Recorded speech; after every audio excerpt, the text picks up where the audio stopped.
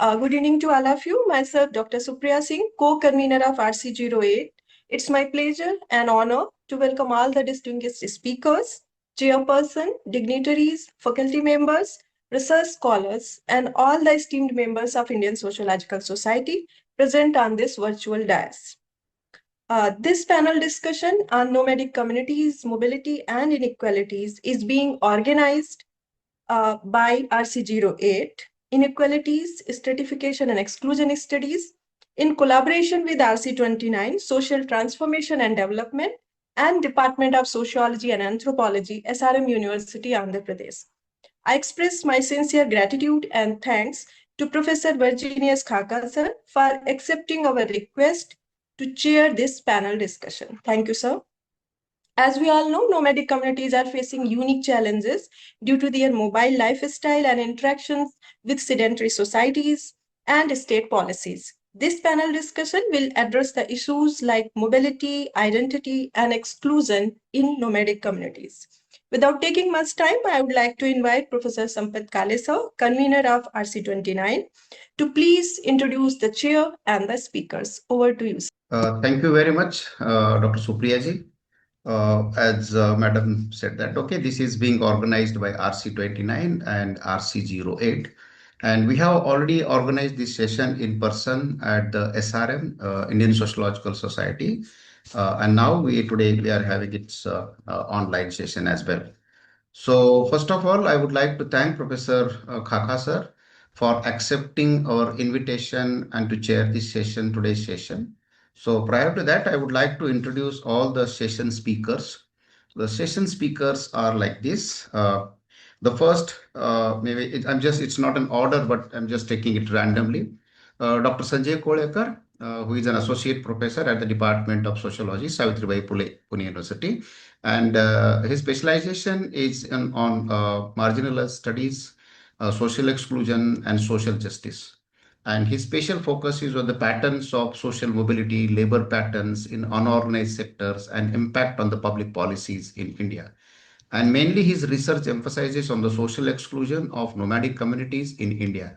And he has published several books, articles, journal articles, chapters in edited book and edited volumes as well. So sir is currently working with the Pune University, Savitribai Phule, Pune University. Our next speaker is Dr. V. Raju Nayak. He's an associate professor and head of the department, India and World Literature, the English and Foreign Languages, okay, University of Hyderabad. He holds his master's in English and MPhil and PhD from the English Language and English Foreign Languages Universities, Department of Language, Hyderabad. Sir has extensive experience in terms of maybe his collaborations with the foreign universities. He has completed several studies and is post-doctoral also from the University of California, Berkeley. And he has also studied in USA, Canada, and University of Montreal on the studies of margins, marginality, and marginalizations. Then we have Dr. Bikku Rathod, who is an assistant professor and head of the Department of Sociology and Anthropology at the Ishwari School of Liberal Arts, SRM, University, Andhra Pradesh. Sir is trained in social and cultural anthropology and holds master's, MPhils, and PhD in anthropology from the University of Hyderabad.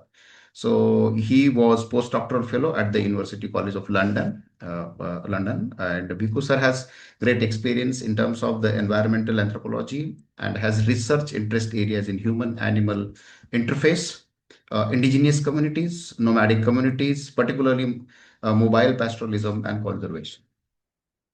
We have one more author speaker with us, Suheel Rasool Mir ji, is a very noted known sociologist working on the borderlands of Kashmir and Ladakh, the sociology of ethnicity and sociology at the margins.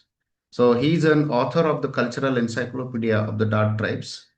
Dr. Mir has been conducting his work on the tribes in Jammu and Kashmir, okay, from the last 12 to 13 years in the region. So his research areas are on the Pahari tribes and Gujars especially, and Bakarwal, okay, and other communities, especially in the borderlands of the Pir Panjal regions, okay, in Kargil and Ladakh.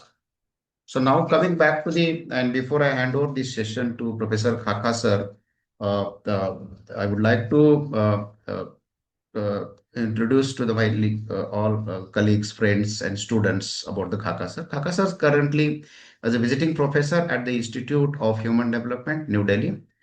Sir has studied in Pune University and Delhi in IIT Kanpur. Okay, and sir specialization, as you know that I don't have to introduce in a different league. Okay, but tribal studies, development studies, agrarian and social structures, labor studies, and sir has authored dozens of authored and co-authored and edited several books. So he has published large number of articles in reputed journals, edited volumes, and so on. And as you know that, okay, sir was a chairman of the high-level committee on socio-economic, health, and educational status of tribal communities in India. And it has been recognized at the larger level.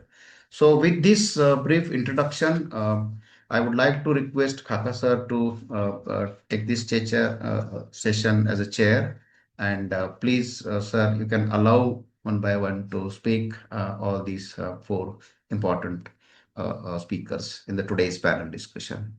Yeah, I welcome all the maybe the dignitaries and students, research scholars, faculty members from RCs as well as Indian Sociological Society. Sir, over to you, please.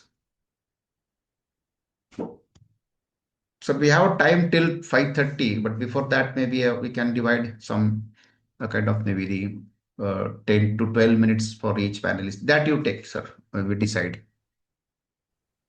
So thank you very much for inviting me to chair this session. I think RC08 and RC29. It's a privilege to be with you all. And I think before we start, maybe we know that Professor Tikuman has passed away, and Yes. to honor him and to remember him, maybe if we just what is it called, keep ourselves in silent for a minute or so, and then we can start. Yeah, thank you. We all know Professor Woman, is a stalwart president of Indian Sociological Society, very eminent scholar, very deeply human person. And I have very fond memories of him as and when I have really met him. And I think we are all deeply saddened by his demise, and we only can hope that his soul rest in eternal rest, and his family, bereaved family, have a strength and energy to bear the irreparable loss. With these few words, I would like to now start our program.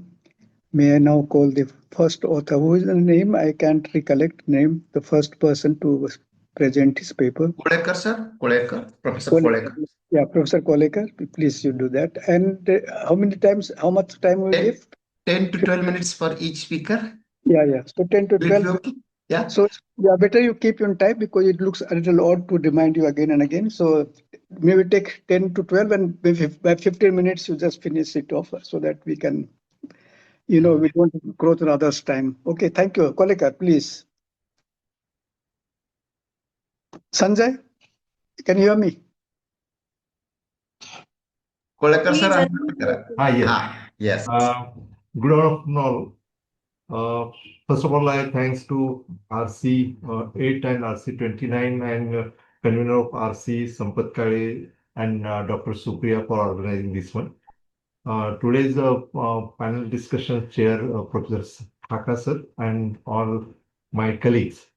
First of all, at the beginning, I would like to pay tribute to our eminent scholar, T.K. Oman sir. And then I start my presentations today. Very briefly and objectively, I am going to talk about nomadic communities and their inequalities and the issues of mobility. Broadly, when we look towards nomadic communities in India, we find that there are almost 12 to 1500 nomadic communities in India.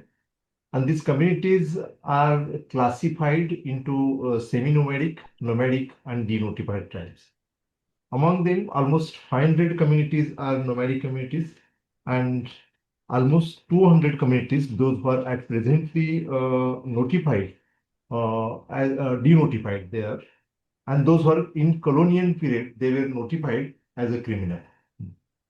And that's why these almost 12 to 1500 communities, and if you look toward their issues of inequality and their mobility, the first one point comes that these communities are like unwanted communities in the society. And there are two causes behind this one. One which all of us know that about the in colonial period in 1871, around 200 communities were notified as a criminal.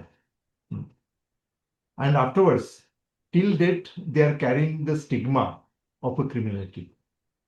But not only that one, if you look towards the history of a world, the history of a world actually suggests that the culture and lifestyle of only sedentary people has been recognized. And we can connect it with a particular principle for cultivation test and agriculture argument. It means the communities, those who are associated or those who are deal with cultivation, those communities are considered as a sedentary communities, and their culture has been recognized, their life has been recognized, lifestyle has been recognized. But the nomadic communities' lifestyle and their culture has not been recognized, and only because of cultivation tests, or we can say the agriculture argument, and which has been resulted into this class as a unwanted people. It is not only the case of India, but all over the world you find that the Roma and Gypsies are also considered as unwanted people in the society. And that's why on one side, there is stigmatization as a criminal. And on the base of agricultural argument or the cultivation state, these people and their lifestyle, their culture has been considered as unwanted. And somewhere it resulted into not only creating inequality in the society, but along with inequality, these nomadic communities are segregated and isolated from the society. I'm not going to the construction of the Criminal Tribes Act, but very briefly, I would like to mention 3 points here. It means how these communities are, first of all, excluded in colonial period and then afterwards stigmatized. First one, that is the infrastructural development, which were introduced by the government, the then government, colonial government. Then economic policies, which were introduced by colonial government, and Wildlife Protections Act. These three type of provisions, or we can say the administrative reforms, have been very diversely affected nomadic communities. And their lifestyle, their livelihood was disrupted because these nomadic communities were never redundant. They have their own economy. If you look toward the classification given by different scholars, it suggests that they were the service provider to sedentary communities. They were the merchants, they were the hunters, they were providing wild resources to the people, and some of them were also providing ritual as well as the entertainment services to people. That entire life was actually ruined by these economic policies as well as the infrastructural development and Wildlife Protection Act by government, and it has resulted into their segregation and the isolation. Second one point become more important if you only take the 200 communities section of a society. They were segregated from the society, and separate settlements, criminal tribe settlements, were established by the British government. But these settlements actually created negative type of a stereotype about these communities, not only communities, but the settlements also. And that also resulted into segregate these people, their settlements also segregated. What happened to this one? Because it become more important when you are looking towards the inequality and the mobility. First of all, it means this segregation and isolation become barrier to equality. Second one thing that these inhibits the development of a informal and neighborhood relations could not develop because of their segregation. Then segregation, it resulted into defray these communities from the variety of public facilities also. And its a serious implication is that their mobility opportunities were somewhere actually blocked because of their labeling, because of their segregation and isolation from mainstream communities. And they were lacking at present, particularly the material resources they are lacking. They don't have the access to jobs.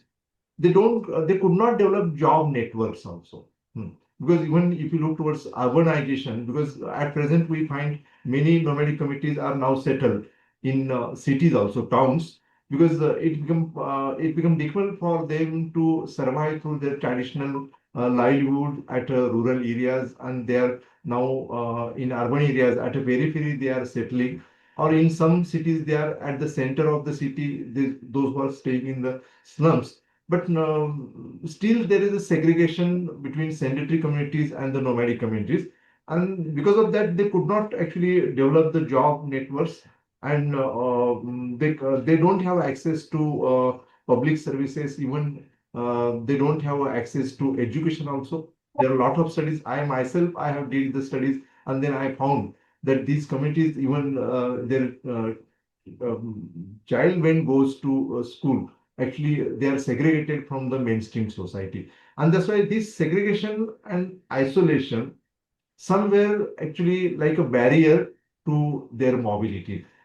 And that's why when you are looking towards their mobility, then we find they are lagging behind not only, but if you compare with the scheduled caste and other communities, they are not only marginal, but along with they are carrying the stigma of criminality. And that's why very strange type of a situation we find even about the nomadic communities. It means sedentary communities want their services, but they don't want as a member of the society. And that's why still it is continued. Second one point become more important, and I would like to highlight that one point in my very brief type of a presentation. That while we are looking towards the violence against scheduled castes and the scheduled tribes, violence against nomadic communities, it is almost not noticed by the scholars. And there are a lot of cases of violence against nomadic communities.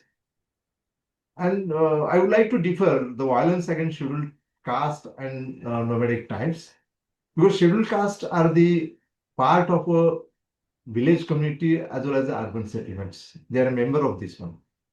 But nomadic communities are not considered as a members. And that's why what we find that scheduled caste, after almost 8 decades of independence, scheduled caste are actually struggling for the respect. It means they are claiming respect in the society, and then it resulting into violence against scheduled caste. Nomadic communities case is totally different. Nomadic communities still are confronting for the survival and the livelihood, for bread. Actually, they are actually struggling for their bread. And somewhere it resulting into rejection of these people, either it may be rural settlements or even urban settlements. And it resulted into violence against these people. While you are looking towards different cases of violence, it means particularly I would like to take 3 cases. It means after Indira Gandhi's assassination, the riot was happened in Delhi, which was studied by Meena Radhakrishnan.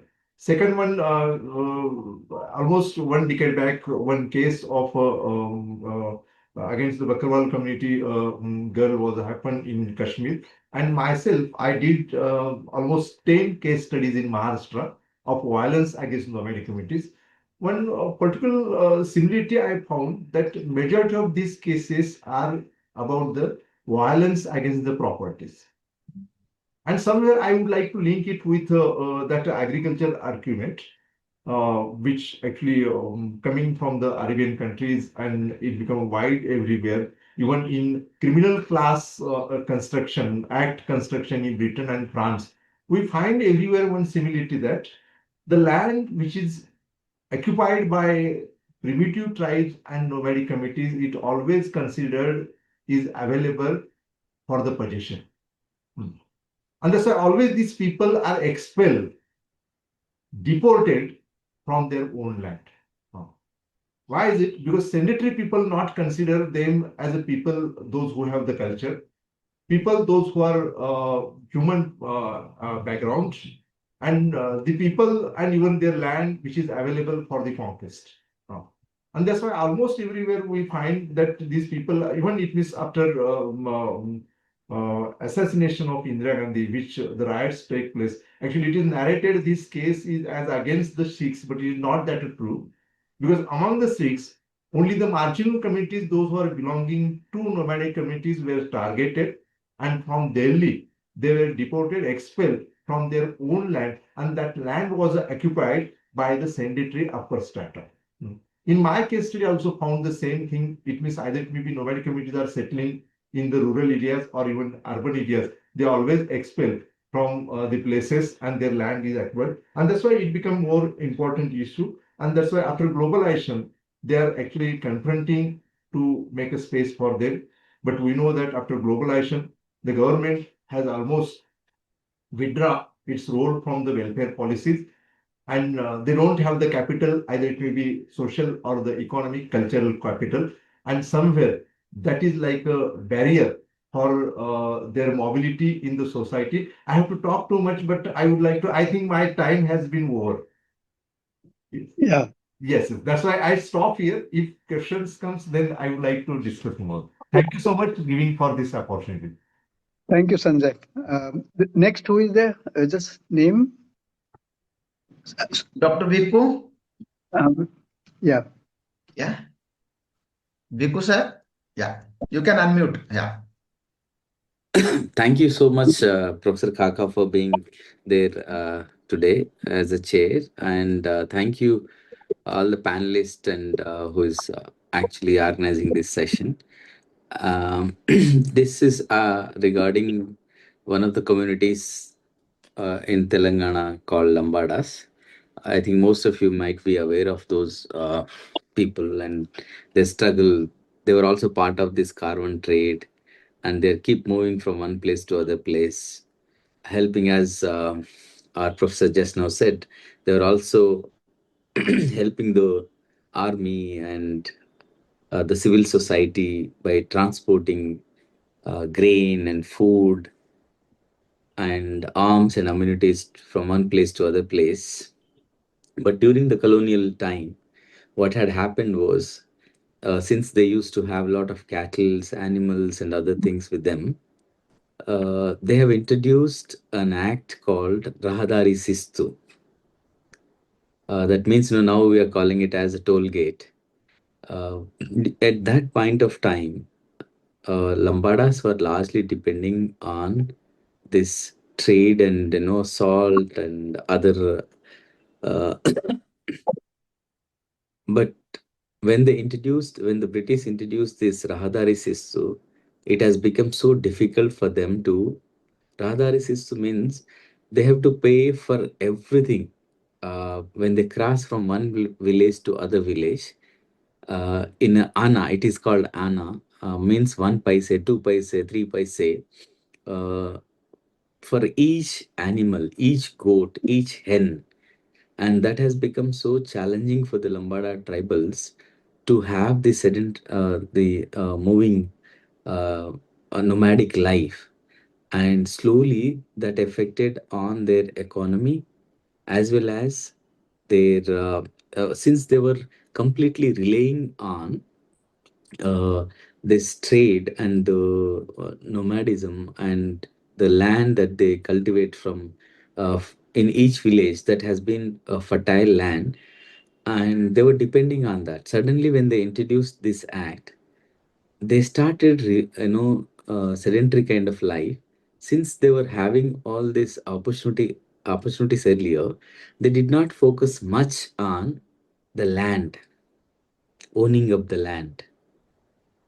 And within this Lambada community, there is also a community called Bhats.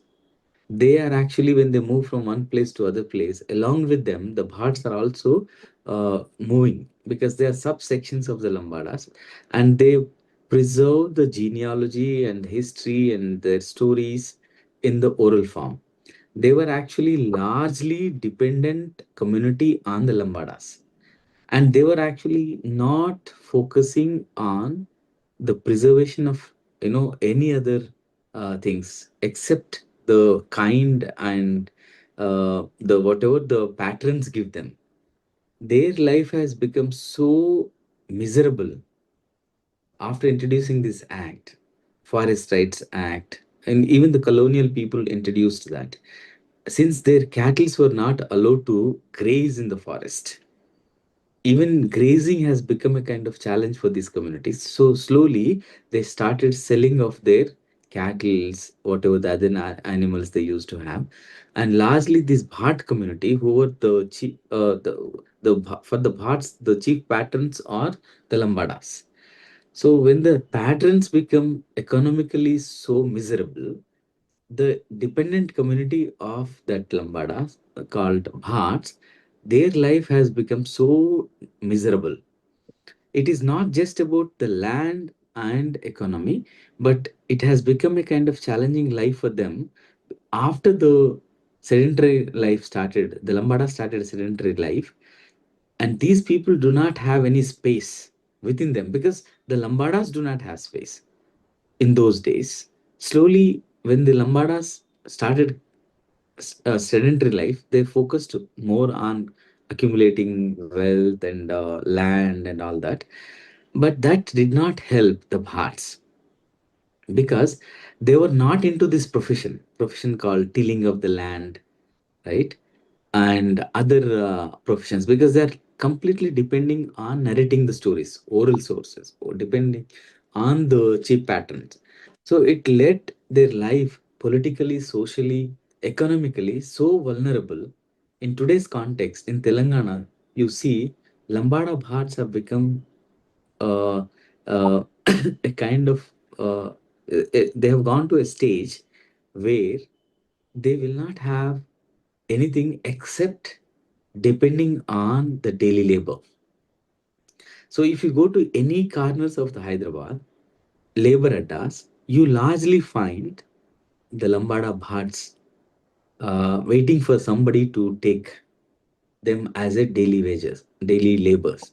They are into the construction site, or they are into the drivers. Most of them have become drivers, auto drivers, or car drivers. Somebody has to uh, hire them, and most of the women are working as the housekeepers in the houses.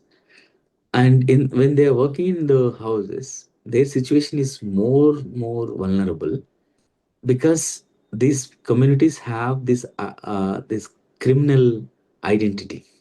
They are part of this 1871 Criminal Tribes Act, and they are always seen with a suspective gaze. And I was literally, listening to some of those people who their conversation, because they thought that no, I'm not part of that community.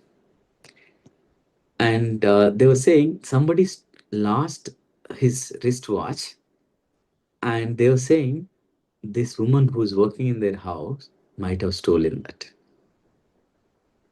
So immediate suspect, immediate um, the gauge would be on the Lambada Bhat around the cities.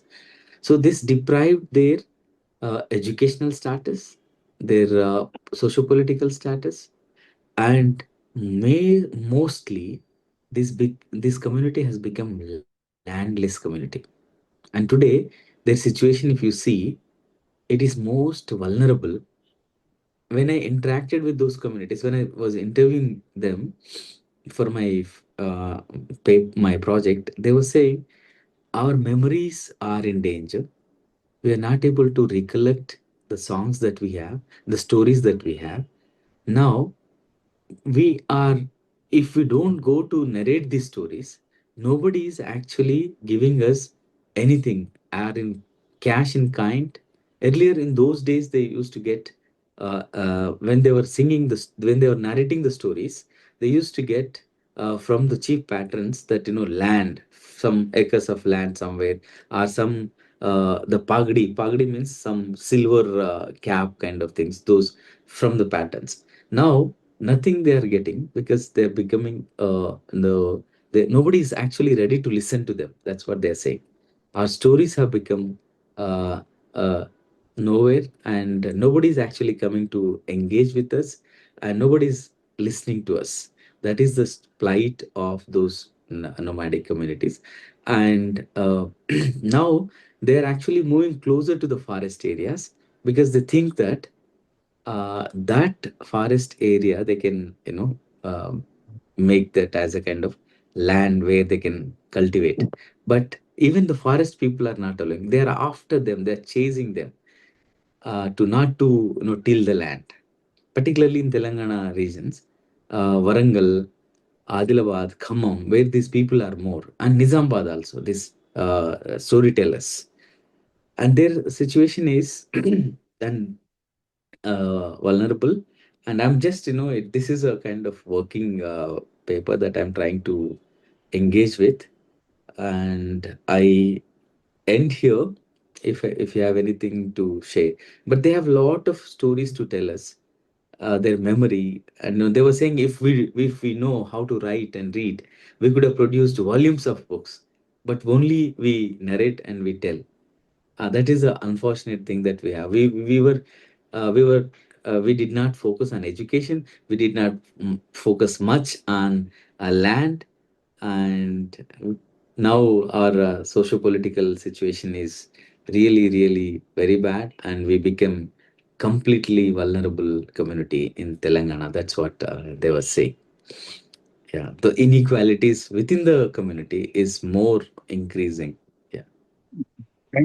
Thank you, Raju. I think very interesting. And then we will take all the questions or comments at a later stage once all the four speakers have completed their presentations. So now the third one, who's Bikku or who? Yes, sir. Yeah. So, good evening, all. First of all, I would like to thank, Supriya for arranging this one, and she was constantly, pushing this, have an online the presentation, because we did not get that much time in the All India Sociology Conference, so we have rearranged this one. So thank you for RC8 and RC29, and thanks to my department for giving this me opportunity. And thank you, sir, Professor Xaxa sir, for chairing this session. Sampath Kale sir is the convener for RC29, and the people who are joined online. Thanks for joining this. So I'll be discussing about pastoralism and conservation, a case study of Rajasthan from the Raika community. So I'll be talking about how the conservation aspects becomes very important in terms of policy level understanding of in the current conservation scenario, which is, you see that we have so many wildlife sanctuaries and protected areas, nearly occupying 5.3% of India's geographical area, which actually the place for the pastoral communities, historically they used to graze in those areas, and the common, which is a common land. So these ideas actually enforced from the colonial and even the post-colonial state also followed the same the ideas to bring again the forest policies, as well as the some of the restricted understanding, restriction on the pastoral communities. And most of the, if you see globally, the pastoral activities actually are found in across the places of the world. Mostly in the semi-arid regions, arid and semi-arid regions, Africa, the Asia and Central Asia, you'll find most of the pastoral communities.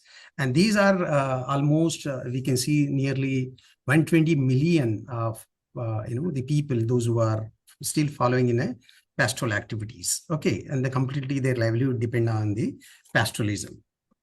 So if you see in the case of India, India has, we have no, there is no accurate estimations or no census has been conducted on the pastoral activity, pastoral people, how many pastoral communities and population is there. But there is a rough estimations by Center for Pastoralism. They, estimated around 10 to 20 million population, actually, those who are from the nearly 70 different communities who are completely engaged in nearly all across the India, from Himalayan range to western, desert area to, southern Deccan area.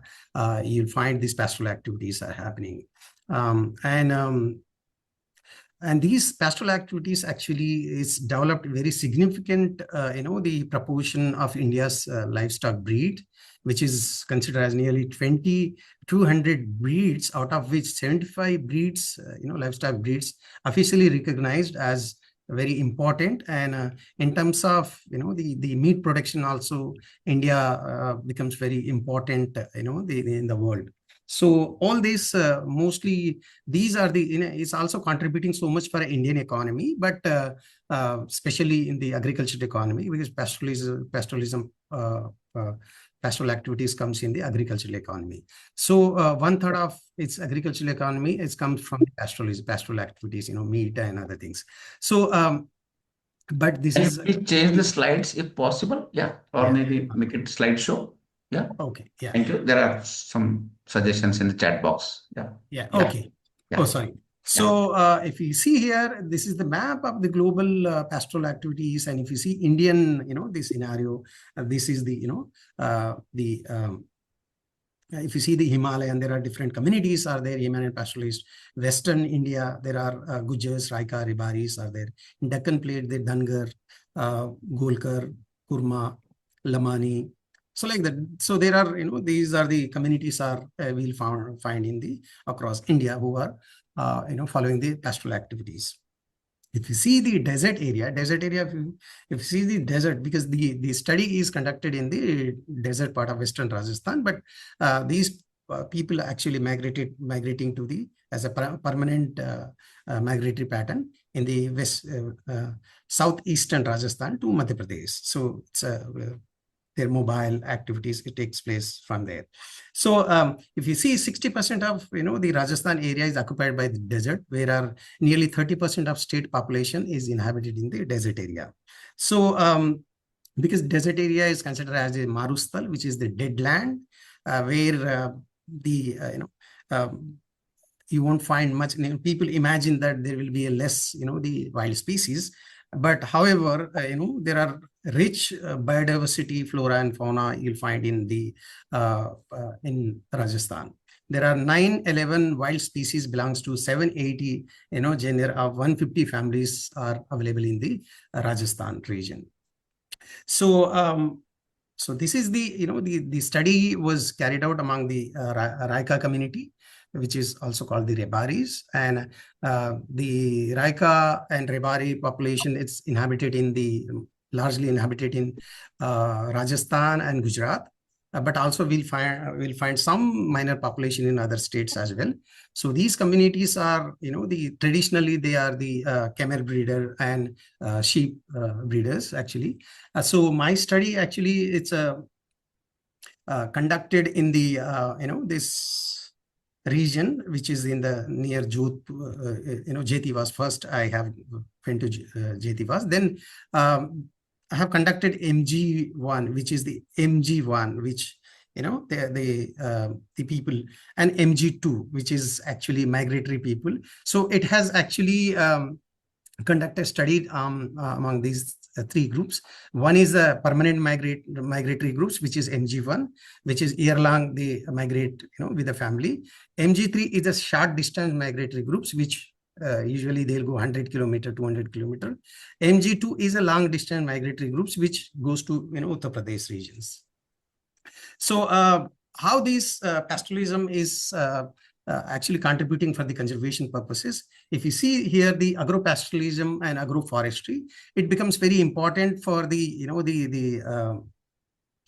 people of Rajasthan to actually to go with agroforestry and the agro-pastoral activities, which actually contribute to the conservation aspect. So there is the short distant migratory groups, which usually they lobe these trees, and these are the major fodder during the so is again I have to okay, sorry. So if you see here, the agroforestry also actually it provide very the shelter, and it also provide the fodder for even for the various species here. So this is a part and parcel of the Rajasthan the pastoral communities. The second one is the pastoralism and conservation, especially the religious belief system. If you see here in Rajasthan, we will find there are so many, there are nearly 25,000 orams, which is called the sacred groves. It's covering nearly 6 lakhs hectares of land, which actually protected by the community. And these are the places which actually helps for, most of the places are help for the grazing these areas. And these sacred groves, which called the Oran, actually protected by the community. And it's these Orans are, are being maintained by the communities, and where, the pastoral communities plays very important role in looking after the, the waters, conservation, and also helping for the spreading of various, the seeds from one place to another places. So pastoralism plays very important vital role for spreading of various indigenous, trees, seeds from one place to another place. So that's how it's maintained the ecosystem. The Orans also is the, the significant number of khejri tree, which is the indigenous khejri tree, is indigenous tree in the Western Rajasthan. And it is worshipped by, the Bishnoi community as their sacred tree. And if you see here, one of the, the example in Meta Karni Devi Temple Trust, Bikaner, which is almost 2,100, the temple trust, which actually 2,100 hectares of land is protected by the community, this one. So here the Raika also worship various different deities. Their local deities called the Pabuji, which is one of the well-known, the deities of 14th century, through the religious principles. It says that protect these species. You are not the, somebody came from other side, but you are the part of the nature. You are not outside the nature. So, so these are the, the ideology, which religious ideology also plays very important for a Raika pastoralist to cope up with the various species and coexist with the various species. If you see here, the Jetibas, which the short-term migratory people who are actually, resided there, who seasonally migrate to other places and come back again their villages. So these, communities actually, if you see here, the mark is this Oran, the sacred groves, sacred forest is protected by the community here. So this place becomes very grazing land for the, and also residing by the various species here. So these are the one of the examples here. And when we see the mobility, how mobility becomes very important. So actually mobility becomes very important, and mobility actually provide the conservations.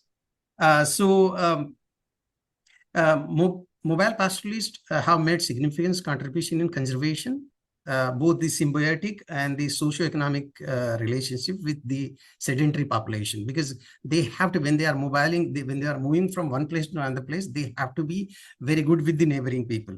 So, the Raika, the mobility plays very important role actually. So why the mobility becomes very important? Because it's avoid the fragile desert environment, because they are located in Western Rajasthan, which is a complete, the arid region. So they have migrated to, the permanent migration along with their animals to the green areas. So also it becomes very important for them to, have a coordinated relation with the agriculture communities when they are migrating to the Madhya Pradesh. So the farmers, they invite them for post-harvesting grazing purposes. So it becomes very important, very the post-harvesting,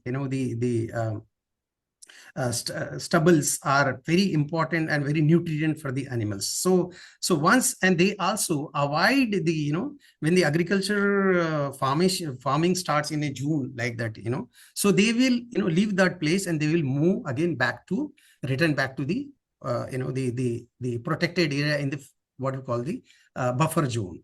So in the protected area, buffer zone, they leave it. So in order to, to use the proper, what do you call this, resources, what they'll do is that when their resources are scarce, they will split their camps. So I studied, there are 26 families were there. So they were having nearly, 80 people and 8,000 animals, 8,000 sheep and goats, and 200 camel was there. So when there are resources are scarce, what they will do is that they'll split into different, camps. So and when there is more resources, they will come together. So this is also a strategy to actually to cope up with the, fragile environment. This also contribute very much for the use of systematic use of resources. Okay, so if you see the multi-species relationship, try to wind up because we have. Yes, sir. I'm coming, sir. So actually environmental ethics actually rooted into these communities where the Raika pastoralist becomes very important to protect not only their domesticated species but also wild species also. So they know that, they are aware of that. The wild species, when they are moving from forest area, they know that wild species, they are predators, and they allow them to hunt actually, and they won't bother that if they lose one or two animals in the, in the process. And even when they are moving from one place to another place, they will happily, when there is like thief comes and they pick one or two animals, that is fine. Because they won't revolt against these people, because it will create issue, because again the whole village will come and they will fight with them. So one or two animals is fine for them, because they will be each family at least having 200 to 300 animals. So it's not a big deal for them. So even for their calculation yearly, this much the profit, out of which they will say the losses also they will include it. So that's how very the clear about the not only they are not only bother about their they won't bother about their wild species or their species, their animals being hunted by the wild species are the thief. So that strategy they have. If you see the recent phenomena of development and protected areas, green energy, actually in the Western Rajasthan, Jaisalmer and Bikaner, it has been, for a past, around 6 to 7 years, there is huge expansion of, what do you call, the solar plants over there. It actually hindering for the, they are logging, they are cutting the trees, which are indigenous Kejri trees, and it is also affecting the pastoral. This is used to be a grazing land actually. So it is affecting a lot for the people. And also if you see, there are, nearly 1,000 plus protected areas, which will not allow the pastoralist communities actually to graze into the graze in those areas, because even despite of FRA also, the Forest Right Act 2006 allows them to, other forest dependent communities, especially the pastoral community, they allow them to, to graze in that they have the right, but it is denied by the forest department. Is not much clear about that. So it is, if you see Raika communities, nearly now there are nearly 25% of Raika communities still follow in that village that pastoral activities. So nearly 80% of nearly 75% of population, they gave up their traditional occupation as a pastoral activities. So I would like to conclude here the So Raika pastoralists are, have coexisted with other species for centuries, and their indigenous knowledge and practices have significantly contributed to the sustainability and conservation. However, there is a need of inclusive and approach of sustainability or conservation, sustainable conservation, and sustainable practices by the pastoral community in various landscapes, especially in India. And recognition of pastoral land rights and the including our FRA, that is very much important.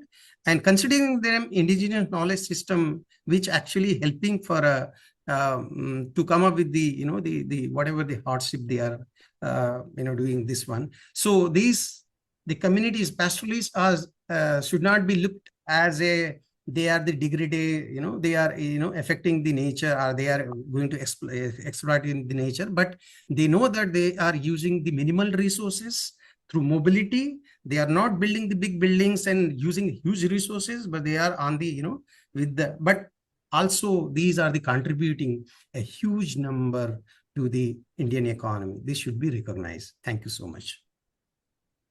Yeah, so let's go to the last presentation. Thank you very much.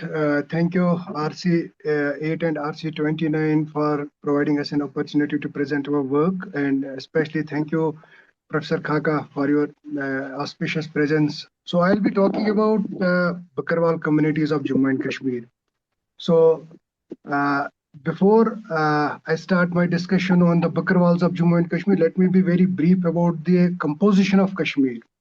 So the Kashmir in itself is composed of lot of ethnicities, be it Gujars, be it Bakarwals, be it Pahadis, be it Pashtun tribe, be it Shina tribe, be it Baltis, and Kashmir in itself. For that matter, but on the other side, there is a majority community who speak Kashmiri language. But there are other communities who speak, minor language like Gujars and Bakarwals. So the point is, like, we know Kashmir from two important parameters. One, because of its conflicting nature. Second, because of its fascinating topography and tourism. So everyone at a national level, they know Kashmir because of its these two important aspects. So within these two important aspects, whether it's in conflict or whether it's in capitalistic, or that for that matter, the huge capitalistic infrastructures which are totally occupying the forests and the landscape, or the dwelling spaces, which are original inhabitant places of Gujars and Bakarwals.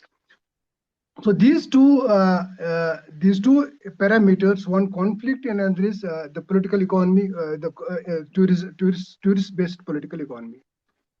So from last one decade, especially after 2019, what we are witnessing as a student of sociology, what I am witnessing in field is like the tourism, which used to be the important, at core spaces of Kashmir.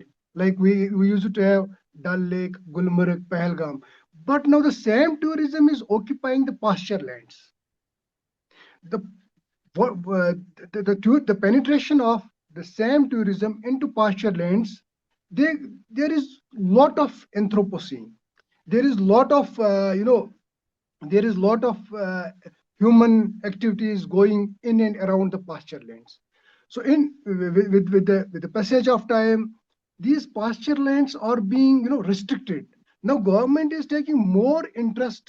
The government is taking more interest in developing the pasture lands and the mountains, which used to be the places for the Bakarwals and the Gujars. These mountains are now being used. They are now being, they are beautifying it for the purpose of showing something, like the Kashmir is like a beautiful place. Yesterday's battlefield, today's tourist pride. And in between these two narratives, the essence of nomadic communities is lost. So this in sociological methodology discourse, we call that these things are coming from top up approach. These are coming from the state the state and they are benefiting the state. So what is the fate of communities? For example, let me quote again Professor T.K. Oman, his concept of nation and his concept of nation building and citizen. He was always into this debate that the nation is being built up with small communities. So every community has its important role in the nation building. So unless and until we are not able to give the welfare measures or giving a proper attention to the ethnic minorities, the nation is not good. I mean, the nation will be defined from the top ups. So every community has its due role. But in Kashmir, the case is not same. The case is different because lot of statistic narratives are going on. So it's like a majority versus majority. Like Kashmir, the people who speak Kashmiri, they are in majority. Of course, they are there. Their voices are being heard. Of course, yes. But what about the fate of, in the first very presentation, Professor Sanjay, he was talking about a Bakarwal, he was talking about a Gujar girl raped by a Pandit. They were the Pandits of the temple. And later on, the committee was set up. But these victims, why the nomads, why Bakarwals, why Gujars are leaving their original places? Just because they are being victimized on daily basis and the reports are being unheard. That's what is happening because no media attention, no one is able to highlight the issues properly. Other point, this is just in human part and the state versus minorities, but there are other aspects as well. For example, the Bakarwals are known as Bakarwal just because they are the goat rearers, they are the cattle rearers. But from last 10-15 years, everyone is witnessing that new laws are coming on, the laws which are favoring the capitalist minds and the capitalist bellies, not the people who are living at margins. The people living at margins are being further pushed away. But the new laws and new policies, they are not favoring the people who are at margins, especially the nomadic community like Bakarwal. So what's happening, what's alarming for all of us, like the Bakarwals in Jammu and Kashmir, they are under a rapid negative transformation. The reason is the pasture lands are being shrinked because of some reasons, because of some, these pasture lands are in and around borderlands, and reasons are there. The pasture land, why pasture lands are being restricted. But the point is, like, if they are being deprived or deassociated from livestock, or for that matter, if they are being dissociated from the nature, human-animal relation, the Bakarwal community is no more a Bakarwal. That's where comes the process of sedentarization. They are being, these Bakarwals, nowadays in Kashmir, you will find the people coming from Poonch and Rajouri, Bakarwals. Now they are coming and begging. They are begging for this restriction of pasture lands and de-alienation of Bakarwals from their livestock has given a new menace, social menace called begging. Now you will find the people coming from Pir Panjal region, they are now begging just because their livelihood spaces are being shrunken. Another point, like new generation is not, I mean, they are not taking the interest into their ancestral worship like cattle rearing, goat rearing, for that matter. Why? If, for example, now the capitalist organization like WTF, Wildlife Trust, Ashoka Trust, they are now taking interest into the forests because they are getting benefit out of it. This misery of Bakarwals becomes the production and surplus from the trust like Wildlife Trust. Wildlife Trust and Ashoka Trust is nowadays working in the pasture lands. They are trying to preserve the tiger. And what's the fun of preserving the tiger if the community is already at the verge of extinction? So what is, because tiger preservation is capitalist project. But livelihood of Bakarwal is not a capitalist project. It's a matter of existence. It's a matter of essence of the identity. So in between, we need to understand the fate of these communities, of course, from the below, but we need to understand it from the above. What are the various, parameters which are being thrusted into these communities so that these communities can avoid, these communities can get de-alienated from their ancestral roots, and new roots are being employed. For example, for that matter, in Kashmir, now, especially in the Pir Panjal region, the Pir Panjal region is very sacred region when it comes to forest resources and when it comes to these communities. Pir Panjal is the only range home to Bakarwals. Pir Panjal is home to Gujars. Pir Panjal is home to tribal communities. But what happened to Pir Panjal? Pir Panjal there is now heavy infrastructure going on. Dr. Bikku was highlighting that yesterday's pasture lands are now being concretized. Same is the case with the issue, like why we are not able to do, why we are not able to make our point. Like we are doing our research, we are writing about these communities, we are discussing, but the point is there, like our Professor Xaxa, of course, we are just students. We are knowing that he is doing a lot of work for the communities. But on the other side, when it comes to Kashmir, almost these 50% of these communities are almost sedentarized. Neither they are now tribals, nor they are Kashmiris, nor they are urban Kashmiris, nor they are rural Kashmiris. Their identity is like in a very flux way. But factors are there, of course, like one, the continuous flux of this massive industrial tourism, which is now penetrating into these spaces. But the problem is, like, why these things will never ever come from the government. Government is always into their own, they always see things through their own lens. But what are the role of universities? Why, for example, we do have 3-4 universities. I don't know, we don't have tribal center at all. We don't have tribal center, full-fledged tribal center in Kashmir. Of course, we have a lot of tribal communities there. So the need of our, in Kashmir context, the need of our is like in case of Bakarwals, before 1 decade or before 15 years, they used to have ample amount of livestock. Now the same livestock is being diminished. It's not a Bakarwal's choice. The choice is because one, the pasture land is like totally restricted. Second important thing is like the people are now fed up because one, conflict is there. The things are worse. The worst things are going on in around these areas. In between these areas, in between the conflict and the conflicting nature, which is going on and across the boundaries, like these communities are they are the first victims of this conflict. And important point, infrastructure in Kashmir, of course, Professor Sanjay, Professor Ajay sir, and all the expert panels who are part of this discussion, they can easily highlight the things like what are the repercussions of conflict.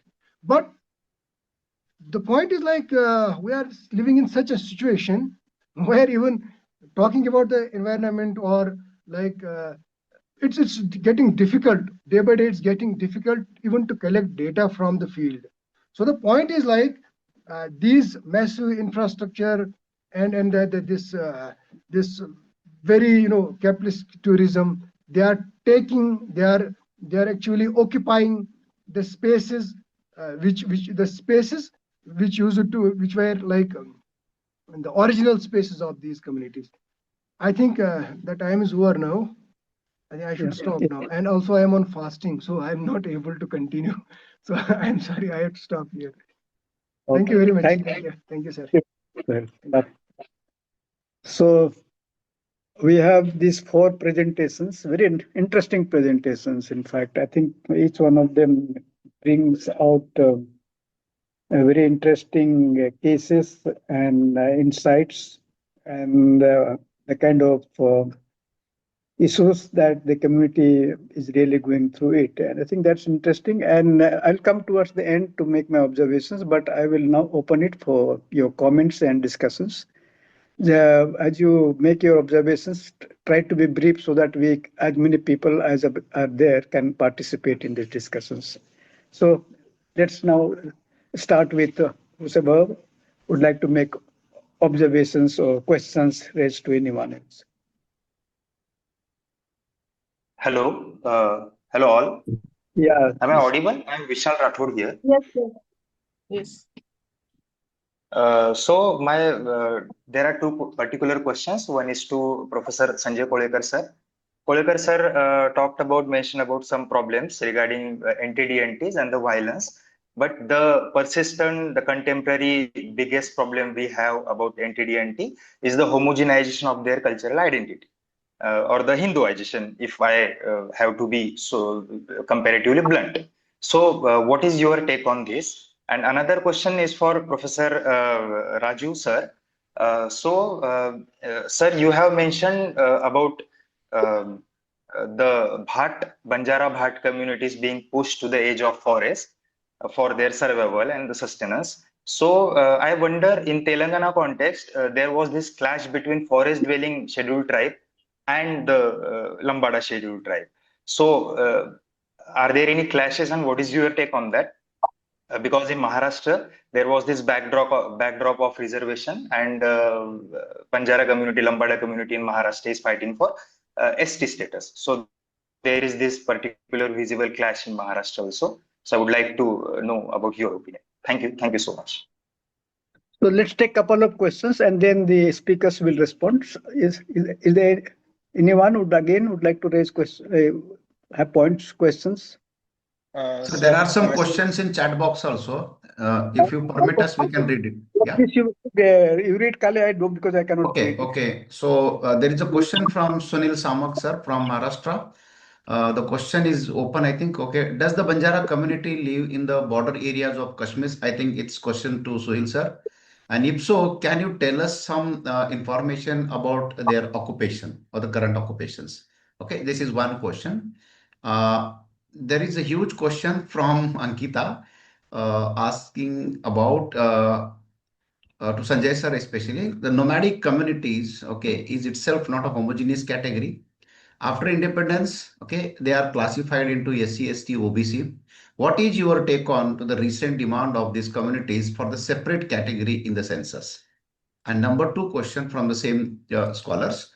Do you think a problem is there in the epistemology of the state in seeing nomadism, okay, in the linearity of the history? And what should be the way forward if the state is making policies with the sedentary biases? Yeah. Anyone else? So we can have first round of response, and then if there are some more people who would like to comment, and then we'll have first round of response, and then again we'll have, if there are time, we can go for second round. Sir, I have a question. Yeah.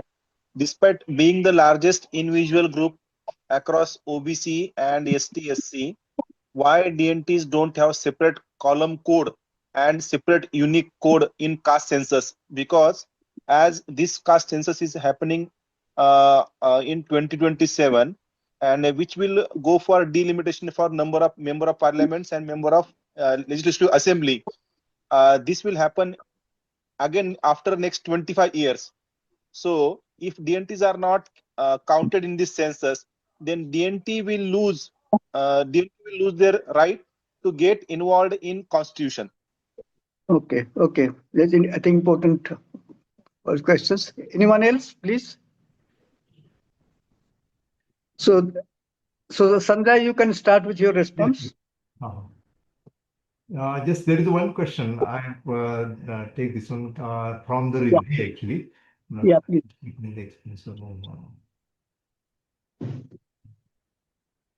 Yes. Well, thank you so much for raising these issue questions by Dr. Ankita, Dr. Riddhi, and Dr. Vishal. First of all, it means almost there are similarity between questions raised by Vishal and Ankita. You have rightly pointed out that, and even Abhay from Jalna actually, they're talking about whether there should be separate category or not.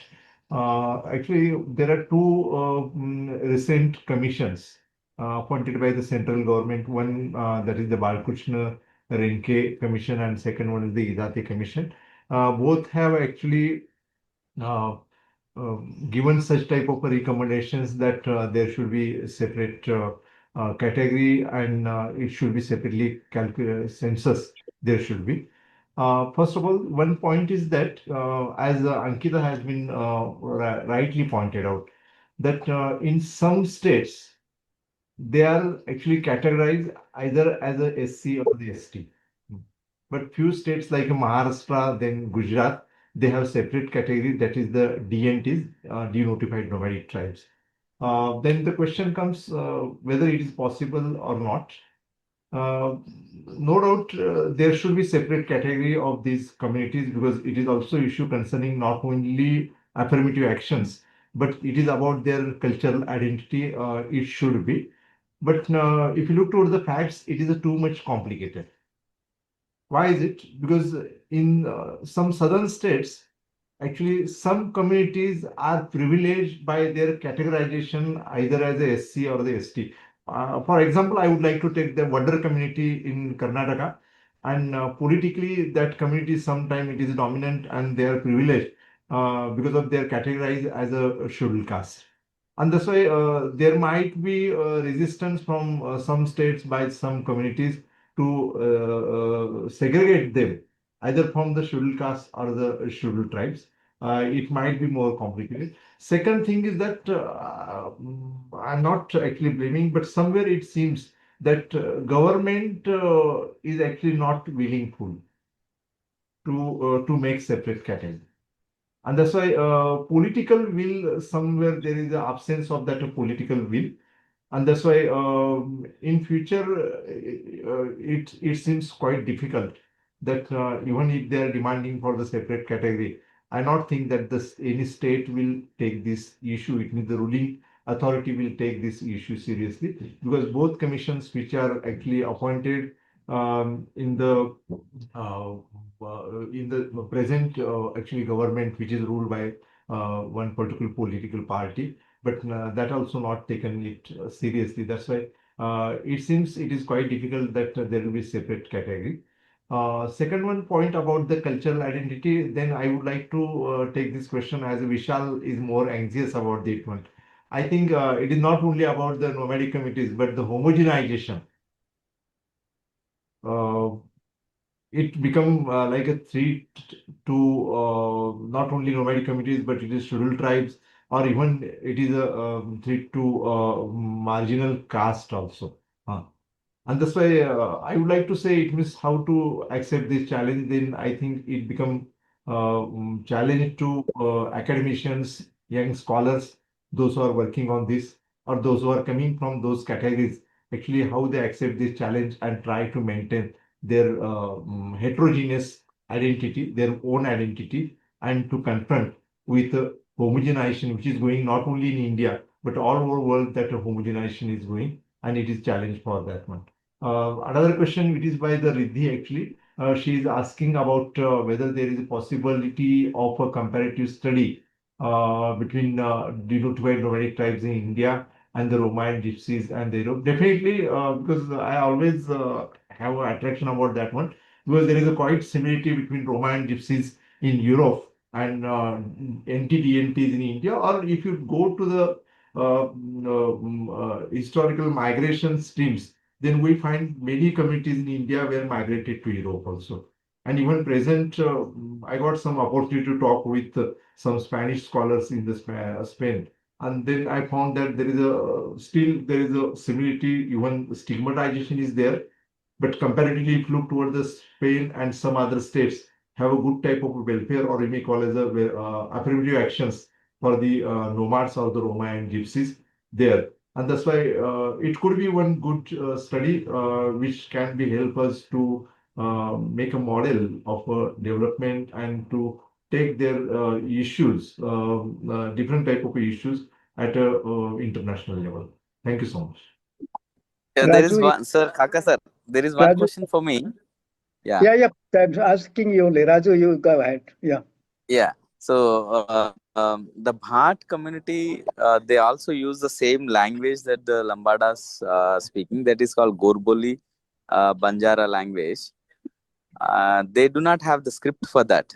They have only the oral, and it is largely preserved in the story form, whatever they have, and that language is largely spoken across the country. But there are some dialectical changes in they are spread across the country, but unfortunately they are counted as, in one state they are SCs, another state they are STs, and some other states OBCs. General, likewise, they are not in a homogeneous category called tribal. So each state given them different nomenclature. That is actually a kind of problematic thing that community is facing, because they were not considered. Though they speak the same language, their economical status is the same, and their cultural practices are the same, the socio-political conditions are the same, but the state actually politically put them in different categories. That is also affecting on them. But the language is the same across the country. They speak the same Gorboli. Okay. Yeah, Bikku. Sir. Photo was right. Yeah. My Hello. meeting is topic. Taguru, photograph hai?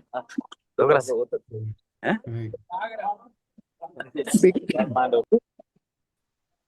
Sir, sorry to interrupt, sir. Let me add just one sentence.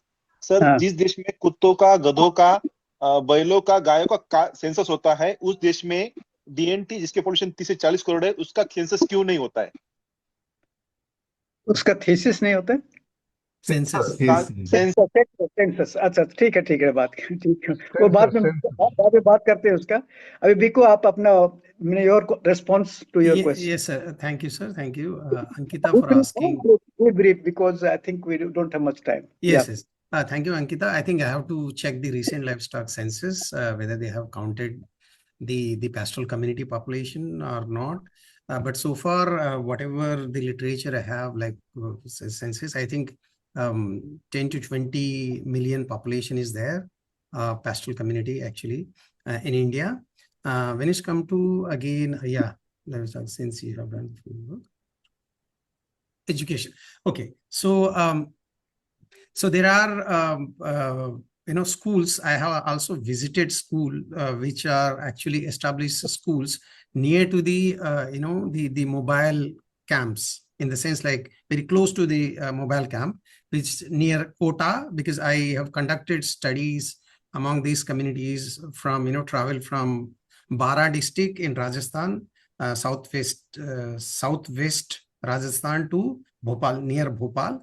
So I was traveling along with them because this was an ethnographic study. 6 months I stayed with them. So I also visited schools among this. Actually, their children are doing education. They are studying in a school, but whenever there is a holiday, like the vacation, they will come and they will help their parents actually. So education is ongoing. So it is, pastoral communities, Raikas, are not ignoring education for their children, especially the present generation. Thank you. Well, Suheel. Yes, sir. आपका response? Yeah. So regarding this question that do Kashmir has this Banjara community वगैरह, I don't know. As such, I don't know if there is any community. We have Gujars, Bakarwals, Sheena, Balti, Pashtun, but I don't know if there is any. I'm not aware about that. So regarding second question by Lone Javed, like how we can safeguard these communities. I think the important point is like we need to aware people about the ill consequences of the present tourism which is going on in Kashmir. First thing, for example, we should, of course, tourism is good, but if it is like eco-friendly, sustainable tourism, for example, for that matter, we should not trespass the boundaries which are totally meant for the communities like Gujar, like Bakarwals, for that matter. And third important point is like, being a student of sociology, we need the hierarchies of the tribals. Tribals are not homogeneous, for that matter. We have, if we will go a hierarchy of the hierarchy of Kashmir tribes, you will find Gujars at the top, and then you will find Bakarwals on second number. And recently included another tribal category is Pahadi, third, and then we have Shina, then we have Balti.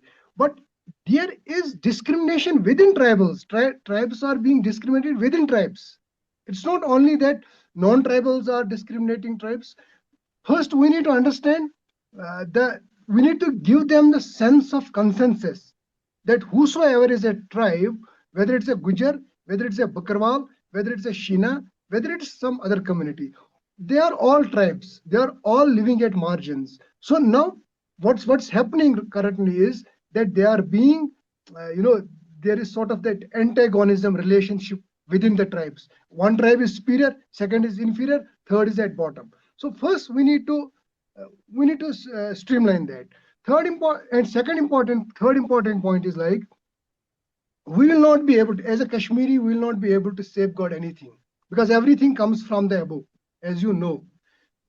Everything, even if it is a transport coming from NH1 to NH2, you will not be able to do anything. So even nothing is under the society. It's when every society consists of two things. One, a meta society called state. Second, a society called normal society, and meta society called state. But in Kashmir, all of you students must be knowing that even if your thesis is being like surveillance 1,000 times, whether it should be like this or that, how can you think of preservation of the communities? We can do one thing. We can do an honestly research about these things. We can speak whatever we are observing in the forests, whatever we are analyzing. We should honestly, without any exaggeration, without any filters, we can document that. So our job is to document. The rest, as a Kashmiri, we are not. Our civil society is totally handicapped. Our society, NGOs are not, they are not even, only 2 NGOs are allowed. I'm worried about that. Only 2 institutions when it comes to forest ecology, environment and tribes, only 2 NGOs are allowed in Kashmir. One, Wildlife Trust of India. Second, Ashoka Trust. Of course, if you will go through the structure of these organizations, you will find that there is a pre-planned concept that capitalists, they have already, your dull is being exploited. Now it's the turn of mountains. Now it's turn of your pasture lands. Now it's turn of your meadows. So what can you do? We can do nothing, just we can document honestly with good mind. So at least next generation can at least understand what was in the past, what has undergone the change, and what futuristic shocks we are going to have in the near future. I hope I answer your question. Thank you. So, thank you. I have one question, sir. This is Machindra Chavan from Maharashtra, Pune. Please be brief. And to whom it is? Just. It can be to Sanjay Kolelkar, sir. Please, yeah. It is about the recognition of nomadic tribes at international level.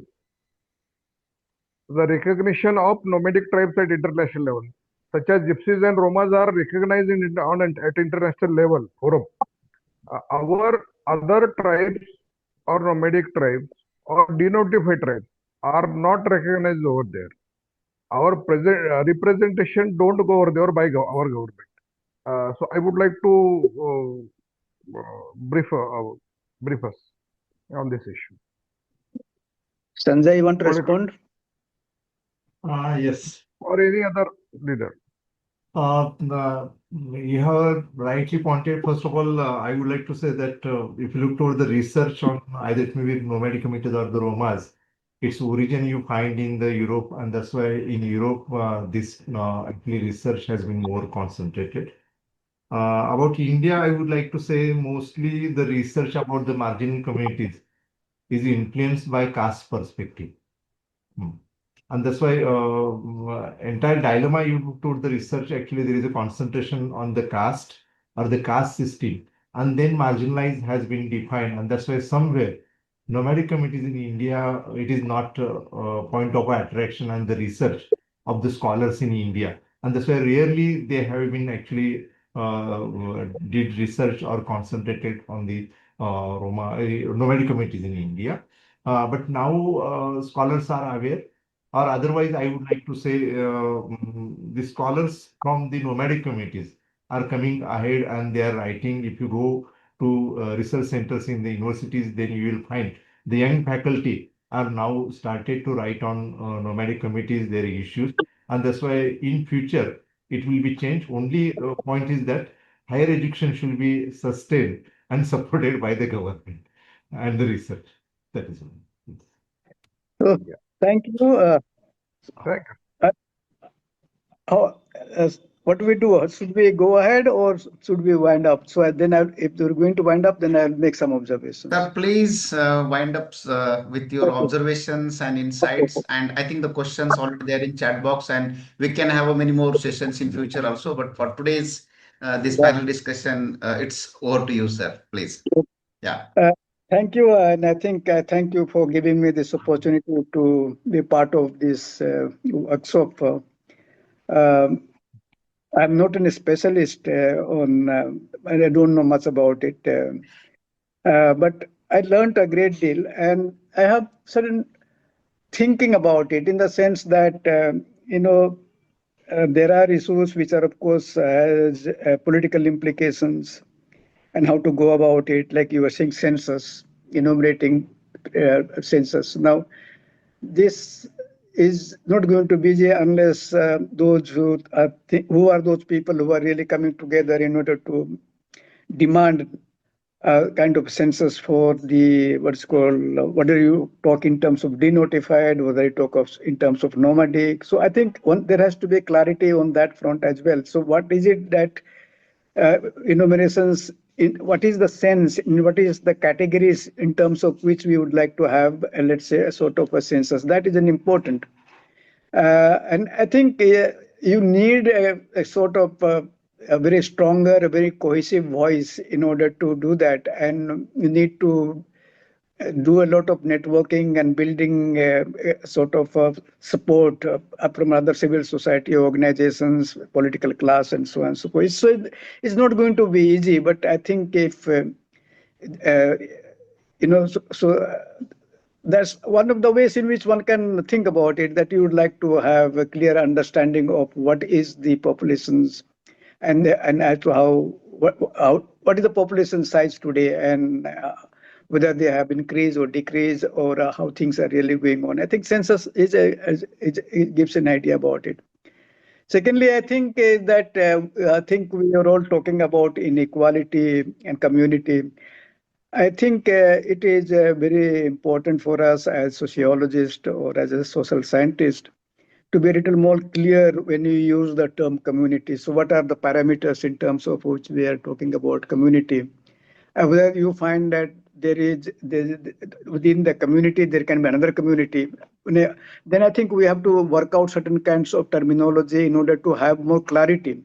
Like, for example, I think Raju's paper, we have got what's called, what is called,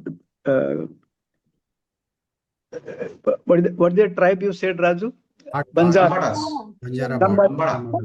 Lambadas and Banjaras. Lambadas, yeah, and Bhat. Lambadas, So Bhat. even Lambadas, you have Banjaras. Now, if you start talking both of them as a community, it becomes, in a sense, in terms of conceptually, there is a certain kinds of problems we can get confronted with. How to? So I think it's also important for us to conceptualize ourselves, our own community, in terms of how do we really do it. So what is called the Bhatts are very much a part of the Lambadas, and yet you find that there are layers within it. And when you say that Banjaras are what's called the Bhatts are community and the Lambadas are a community, then how do you really look at how? So I think we have to find out certain as academics, we have to find out certain kinds of terms or maybe ideas in terms of which we see for the commonality as well as in terms of differences. I think that's I think is an important. Also, I think inequality, we have been talking about it. We all know that, of course, this community is marginalized. But when we bring about inequality, what is the sense in which we are using the term inequality? It is in the relational sense, or within the community or inter-community we are using it, or we are using in quantitative terms, are we using in qualitative terms? So it is income which is the basis of inequality, or the relations of hierarchy and power. It's of the hierarchy and power, whether it is a caste lens or it is the political lens. I think there is a need to be aware of us and as to how we are really going to conceptualize. So within the community you're talking about inequality, that is happening. There's no doubt about it. So within the same tribe, you find that there are people, because there's social mobility, so they have, in terms of income, you can see it. In terms of, does it get translated into relations? Maybe it get translated into relations. Sometimes you find the same tribes, they get translated in terms of different religious identity within them. So you find your tribes, but at the same time, the tribe itself has got subdivided into different religious groups, and you want to fight one against the another and try to say even descheduling and all that kind of articulations really comes in. So I think those these messy issues are there. I think the role of legislations, very important. I think in order to understand whether you talk of scheduled tribe, whether you talk of the nomadics, whether you talk of the denotified, whatever terms I think legislations are very, very critical in terms of understanding the way in which laws and legislations have very adversely impacted all these communities are something I think is important. So the law is supposed to be, protecting, but then same law enacted by the state also moves in entirely different directions. So you have, let's say, a law which is trying to snatch up your space. At the same time, there are a law which is going to give you some space. Now, there is within the law there is a lot of contradictions. And you always say that a law which talks about state, about public good, of larger environment, or this that always prevails over laws which are trying to protect the community. I think this is a general problem that we have in India. And so I think these issues are also there. Mobility, when you talk about it again, whether you're talking about social mobility, whether you talk about what is called geographical mobility, I think. So whether mobility is the right term to use it, or you want to talk in terms of someone's migrations, or what's called movement of populations in terms of migration from this migration also not a proper term, but because they are not migrating, they are just going for a season. So I think some of these terminologies, if we can really work on, I think, and I think we can use it for the country as a whole, then it will be a little interesting, because otherwise each terminology in different regions has its own connotations, and that kind of terminology doesn't really what is called sync with the others. I think so. But my more important advice, in order to understand the nomadic or whatever you say, can we come together as a collective and work out, let's say, on the basis of certain parameters, at which what is the status of these communities. So you can, for example, in Maharashtra or Gujarat or your Rajasthan or your Kashmir or your Himachal, can we develop a kind of a common parameters within which we examine all of these communities and see as to where they stand. So that will be, I think, you have to come as a RC, if you can come collectively and work it out, that will be very, very interesting. And you can, you can also raise a fund, a big project for 3 years, 4 years, because I understand ICSR is now giving lakhs of crores of rupees for funding.